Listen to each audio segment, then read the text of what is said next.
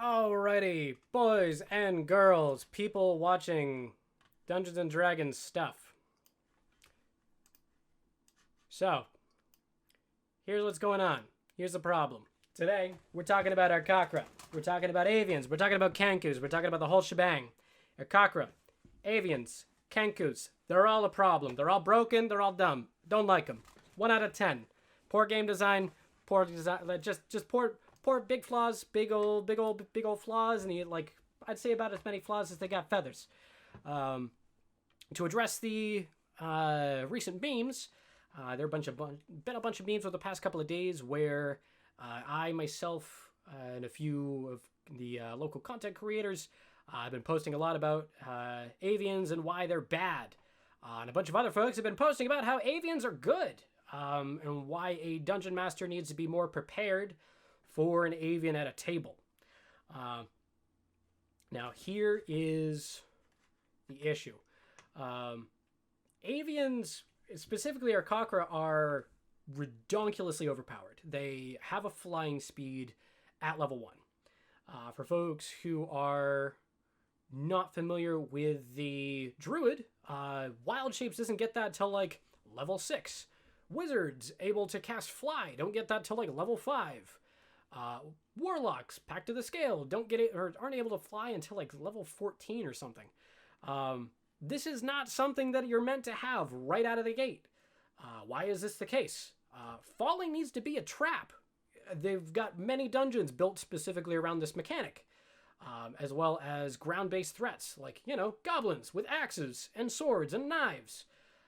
It's about the balancing of the game. And for the folks that are like, well, yeah, okay, but winged boots, they're an uncommon item. You should be getting those between like level 1 and level 5. Yeah, you can activate those. They're not at will. Same with a flying spell, which happens once per day. Being able to cast a 3rd level spell at will, like flight, which does have combative benefits, is not something a race should have right out of the gate. They should not be able to cast that at any time. They should be able to maybe get one in a while at a certain level. Elves do a great job of this, where you can cast a spell once per day once you hit a certain level. I want to say it's like 3rd level, where you get like a 2nd level spell or 1st level spell. It's magnificent. Everybody loves it. It's not overpowered. It's made to balance with the game. Arkakra, however, are an example of bad game design. Now, and this is where the rat breaks down, kiddos. The examples of bad game design is not the same thing as a dungeon master falling short. Now, my critique with this is where the game designers and game devs fell short with making this statistically and mathematically sound with the rest of the 5th edition that they've put out so far. They put it in with Elemental Evil and have later published it in Explorer's Guide to Wildmount. It's broken. Bonkers broken. And for the folks that are like, wait, but like tieflings, the feral tieflings, the variants, they've got the wings. Yeah, those suck too. They've also got a damage resistance that's broken and dumb. They should not be making that. That should be like an end of an edition thing because it's just so broken. Same with the Yuan-Ti. They've got a damage immunity. And for the folks that are comparing it like, oh, but there are 2 other things that are also broken, that doesn't make this less broken. Let's address that. Having more than one broken thing does not make all of them less broken. It makes them equally broken compared to the overarching system at large. And this is a problem. This is a problem that dungeon masters have to correct. And that's where the dungeon master job comes into play. Because a game dev's job is to make stuff that is fun, balanced as well as they can, but at least different so that there's strategy to the game. And they made it too imbalanced with the Arkakra, as well as too imbalanced with the Kenku.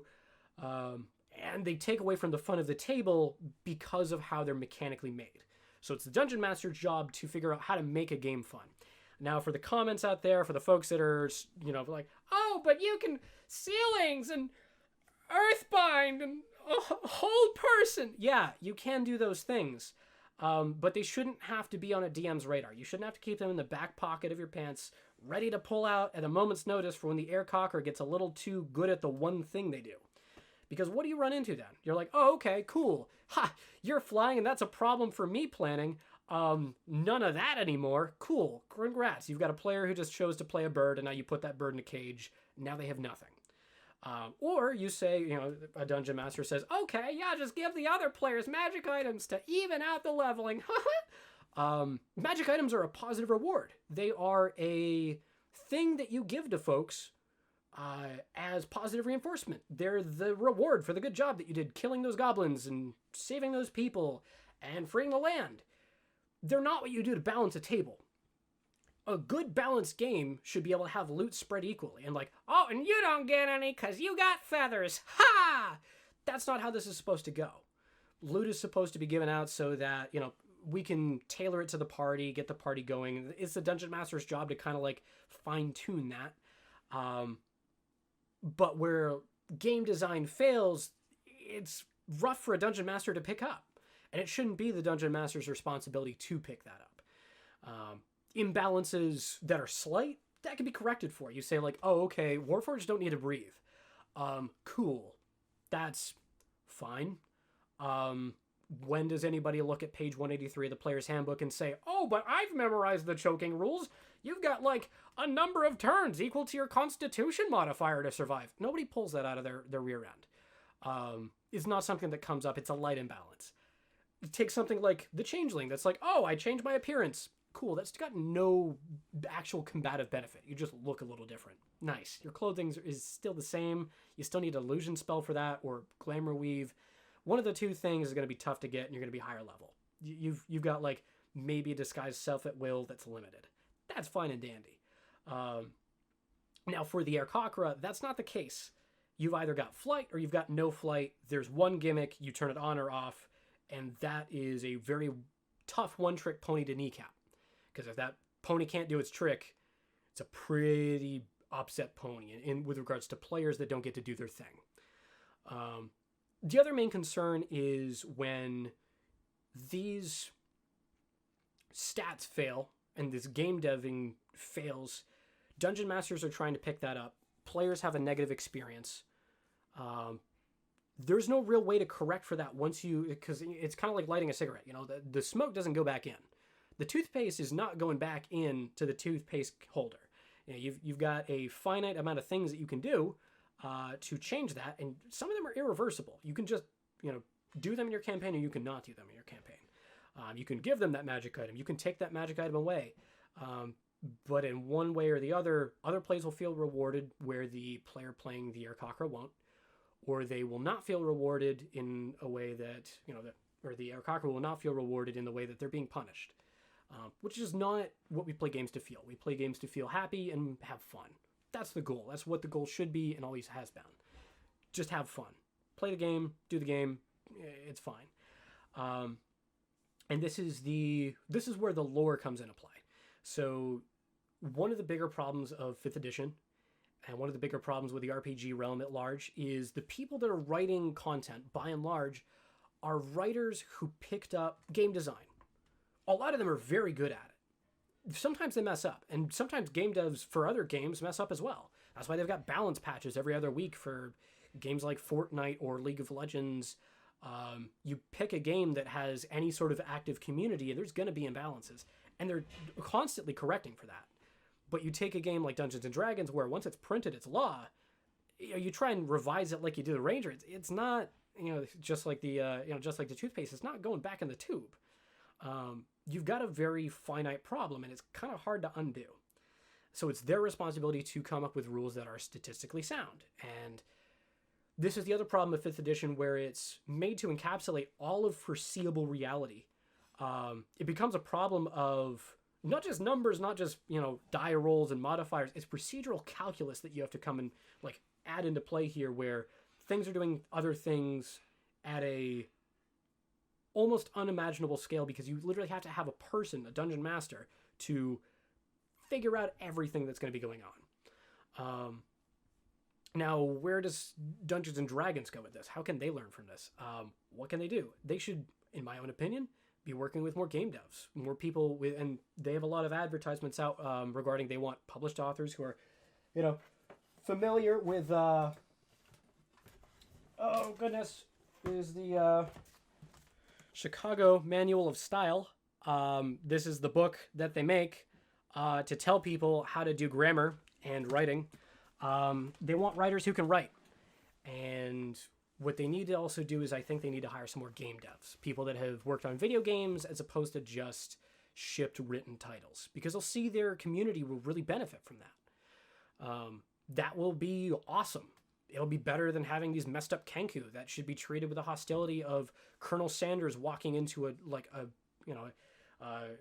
roost of chickens, or whatever, a nest of chickens, or what is it called? How could it? These Kenku, they should not be allowed in a game. Now that's the solution that I propose for a DM, is if something is that blatantly imbalanced, the problem is no longer how do I fix it irreversibly. Maybe I just say no. Maybe I just say, okay, that specific race is not allowed in my game, or that specific class is not allowed in my game. Hey, we're not doing a plane shift game. Please take the Horizon Walker Ranger out of this. Or hey, we're not doing an evil campaign. Please take the monstrous races out of this unless you want to play a nice character. Good alignment. Don't kill stuff. You've got to, and this is where the choices of the Dungeon Master before the dice are rolled really come into play. My solution is don't allow them. Say, okay, Aarakocra, they've got one place in my games. If you want an Aarakocra visible in my games, it's going to be visible alongside a side of buffalo sauce, because those things are not going to be alive. Maybe they're, and with the case of my homebrew world, you walk in, you're like, oh wow, where are the Aarakocra? Everybody's like, oh, they just died like 3 weeks ago. Big Bad killed them to show how powerful they were. Go get the Big Bad. You got it. That's a good measure. That's my own opinion on how that should be covered. But just slapping a Band-Aid on it, being like, you get a magic item, yeah, or you get a curse, or you get a new mechanic that I just made up. You're delving into homebrew territory, which is totally doable. I've made a lot of homebrew myself. It's fun. It really lets you tailor your experience to your table. But my critique is of how the game in this specific instance was designed, not with how you run your table. If you run your table to change stuff up, cool. I change stuff up by not allowing certain things that are just bonkers broken. Cloak of Displacement. There's your great example of like, oh, but that's a rare item. Yeah, no, that makes it so you've got disadvantage, and if you play it right, you're appearing about 5 feet off, which can clip you through a wall or into a tree, and make you effectively invisible. There are a lot of other items that Dungeon Masters will either give out or not give out, which is kind of the other end of the debate. Is people do that with magic items all the time, where they say, no, I'm just not gonna give that out, and we're not gonna do a Holy Avenger here, we're not gonna do a Sunblade. I really don't want to do a Sphere of Annihilation. Yeah, the rarity says that's okay, but that doesn't really fit the campaign here. That's where you give the thumbs down. That's fine. That's fine and dandy. And that's where the Dungeon Master's job to make the decision comes into play. Then we get over to our good old friend, the Kenku. Kenku are another example where writers took the lore that was written and they put that above the mechanical stats. They said, okay, we're going to publish a thing that makes sense based on the lore that was written down years ago. And we're going to sell that because people are going to want to buy it. Which, to their credit, people bought it and paid good money to buy it. The Kenku is also garbage.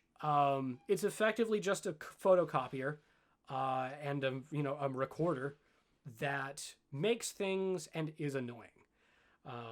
If you don't believe me here, Kenku are the only race, and hear me out, to my knowledge, one of the only spells, items, classes, races, anything with boxed text that actually says, if you play this as indicated above, it will probably be less fun.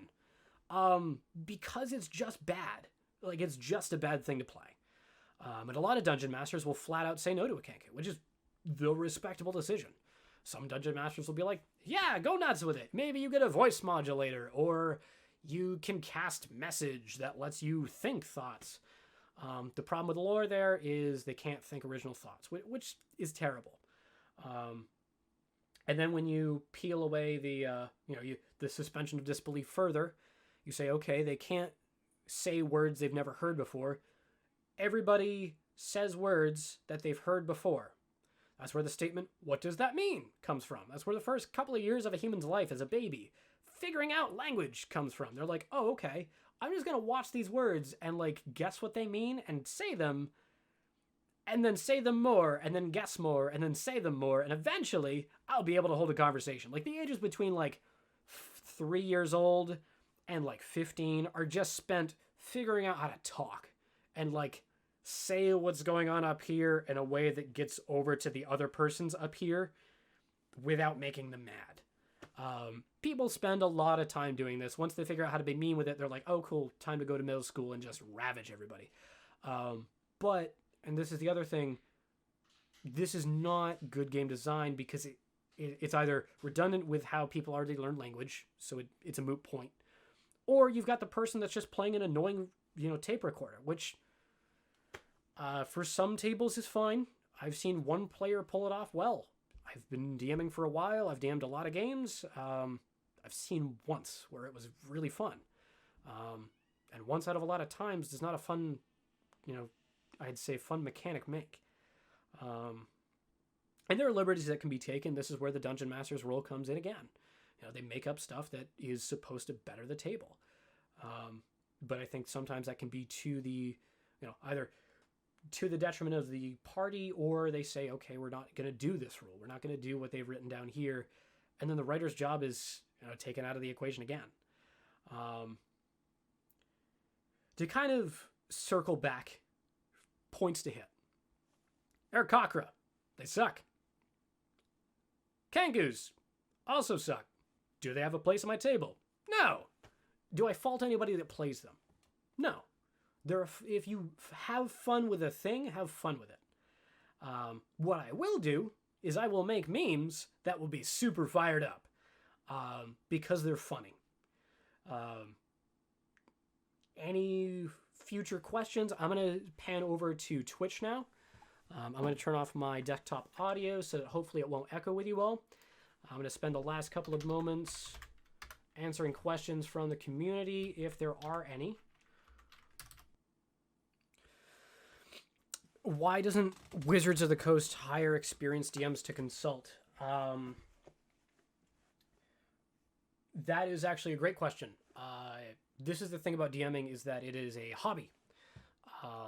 And they can find more community feedback for free than is worth paying for. A lot of their writers are actually very experienced DMs who are great at running a game for the purpose of story, but may not necessarily be mathematically sound. The hard part with getting a hold of DMs to consult is they don't really want to pay money for that. They did a active playtest for 5th edition, which was free. They just said, hey, take our unfinished work, playtest it for us, tell us what doesn't work so that we don't have to hire people to do that. And then we're going to publish that and not pay you, which is fine because the payment that the community got was a better and more robust game. But that was more robust in the area of classes, mechanics, and races released as they were in the player's handbook. The hard part there is, and they've also got a separate issue with who they're sampling from. When they sample from the community at large, the people that they get are the hardcore DMs and players who are very specific type. They're very honed in on stats, very honed in on the past 30 years of D&D. They pride whatever 40 years of books they've got on a shelf above maybe even the tables themselves. So they also have to keep in mind that some of the feedback is, of course, biased by the specific folks that go into a, Dungeons and Dragons consulting area, or a Dungeons and Dragons feedback area. It's a very specific type of player. It is the type of player, the type of DM that gives feedback. And they don't want to pay money for that. They likely would never, because, and this is the other thing about a hobby, is that when you get into the territory of a hobby, it's very easy to find people that will do their hobby for free. Very few people will ever do that hobby professionally. That by and large is because in order to do a hobby professionally, you actually have to perform that hobby more than anyone else that does it as a hobby, as an unpaid hobby. So for the example of a basketball player, they have to play more basketball and practice more basketball than anybody who plays basketball at the amateur level. They have to be on the A of their game. Otherwise, their spot will be taken by someone else who is at the A of their game. It becomes work. Not a lot of people are willing to do their hobby for work. Your boy is one of those crazy people. I will make 3 to 5 memes a day and run 3 to 5 games a week. I'm just crazy. I'm just ready to do that. This is how it goes. It's a fun time. I enjoy it. It takes a very specific kind of person, though, and it's not for everyone. There are a lot of people who, especially in a public setting, don't like feedback, or they don't like controversy, or they don't like, any sort of divisive risk. That's tough. That's really tough to deal with.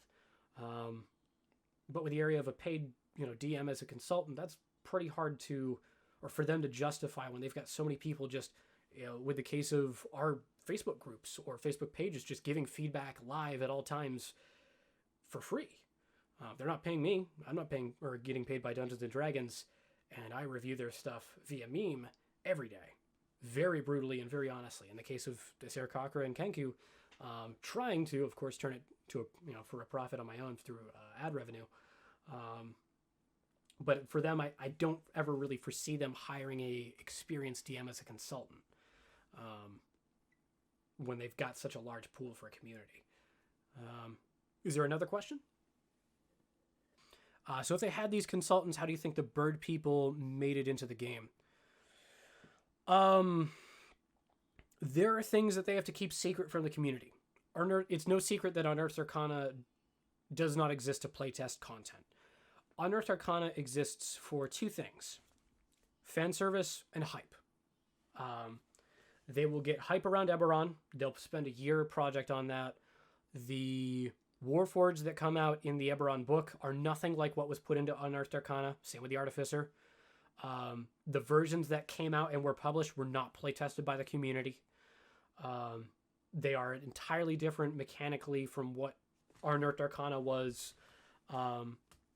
And so what they will do is they will keep a lot of their stuff secret and only keep it within a very specific ring of people, maybe 10 to 20 people that they pay to work on a book. Like if you ever crack open a book and look at the credits page, you'll only find a couple of dozen names in there for writing, at the very most for writing. You might only find a few dozen names in there total. You could probably fill a room with the amount of people that work on an entire book. But the hard part with bird people is that I think those people that they had work on it were prioritizing the lore that they are, as writers, very interested in, and as readers, they're very invested in. And they fell into the trap of prioritizing that lore to make the Aarakocra fly at a low level, or level 1/level 0, above what, the mechanics of the game, which are what are responsible for making the game fun in the first place. Because at the end of the day, what we play is a game, and what Dungeon Masters make is a story. And those are 2 super different things. And I feel like a lot of times people fall into the trap of forgetting that. The writers, they forget that they're making a game. They feel like they're making a vessel for a story, which leads to mistakes that make for a less fun game, which leads to people playing it less. Such was the case of 2nd edition. For a lot of folks, they didn't enjoy 2nd edition as much from 1st edition. They were very focused on the story and not necessarily as focused on the mechanics. Gary Gygax said, no, we're going to actually straighten out the mechanics, and he really hammered those in and did those a lot better. That was when 2nd edition actually found its roots. With the case of 4th edition, they steered way too far into the other direction. They said, okay, let's just make a game that's stats. Let's just play Yahtzee. Dungeons and Dragons edition. We're just going to roll dice for like 7 hours. People like that, right? And they forgot that it's a role-playing game, and you're supposed to be playing a role and not just rolling dice. So they kind of overcorrected in that direction as well. In my own opinion, a good game puts the game above the story. And to take it into a video game, Fallout 76 is a great example of this, where they put so much time and so many resources into actually putting out those little flyers and pamphlets and sheets that are all around the realm. And they made a really interesting story out of those. But the game that delivered it was garbage. And so nobody really got the message. Nobody really cared about the lore, because the game that it was built around sucked. And that, I think, is the thing that people need to remember when coming up with stuff for Dungeons and Dragons. The stuff you put out, the races, the classes, the items, they need to be more mechanically sound than sound for a story, because the mechanics are what make the game playable. The story is what makes the game palatable. And without a playable game, you have nothing to play. Without a palatable game, you have nothing to sell. There's a balance, but the game is the foundation of that. Is there another question? Ironically enough, I see the viewer count has gone higher since I stopped trashing the Aarakocra and Kenku.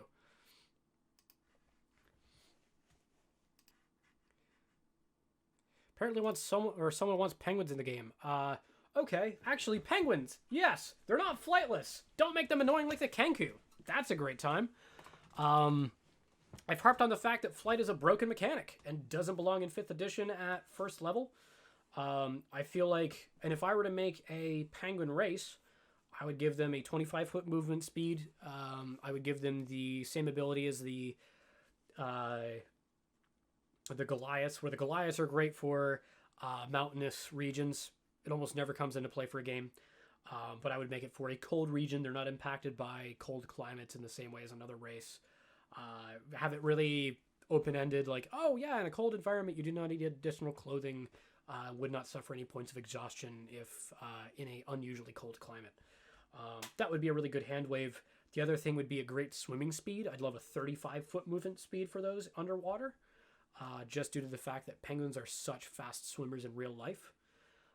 Penguinoids may be a people that is inhabited towards a very cold region. I would, of course, insist on giving them a very specific background, a reason to be so secluded and not be around the Kenkus or the Aarakocra. That would, of course, be a wonderful time. I would say a resistance to such things and the ability to maybe to hold their breath for a long time, quite a lot like the Vidalcan, as published in the Ravnica, or the Grungs, as published in the One Grug Above Them All. That would be a wonderful thing to put out. It would be a pretty easy thing to make happen. It wouldn't be nearly as broken. Of course, and this is the problem with power creep in games, this is what led to Yu-Gi-Oh! Having monsters with attack points that are just bonkers now because they never did an overhaul. Power creep happens. In order for companies to sell new stuff, it's got to be a little bit shinier and a little bit sharper than whatever else was just put out. The Jurassic World movie actually had a really good commentary on it. The dinosaurs of the 1980s are boring. We need something bigger with more teeth, which was kind of a commentary on the predicament of the movie. They were like, yeah, T-Rex has been done. How many times can you have a T-Rex run after a Jeep? I don't know. Give it a gecko stuff, make it bigger, fight a T-Rex. Awesome. We've got Godzilla versus Mechagodzilla, Chris Pratt edition. Everybody go home, get yourself a beer, take an extra day off. We're doing great. Aarakocra could also be more like ostriches. Give them a faster movement speed on the ground. That would be wonderful. Flightless birds are a great base for a game. Aquatic birds are a great base for a game. Flight at first level is not. Maybe giving them, and this is where the Aasimar actually find a good footing, is they figured out how to put in wings that only happen a certain amount of times per day. Maybe there's an enchantment that bada bing, bada boom hits your Aarakocra, which is what they did with the Kenku. They actually leveled the Kenku because the Kenku were too overpowered in prior editions. Maybe there's an enchantment or a curse that says, all right, Aarakocra, you're done being broken, and you only get to fly for X amount of distance.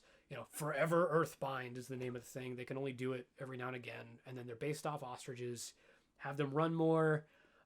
For those that are like, but they're from the airplane, the plane with all the air. Yes, so are the Kenku, and those bad boys don't fly. Tell me what the floor is. I have no idea. They'll figure it out.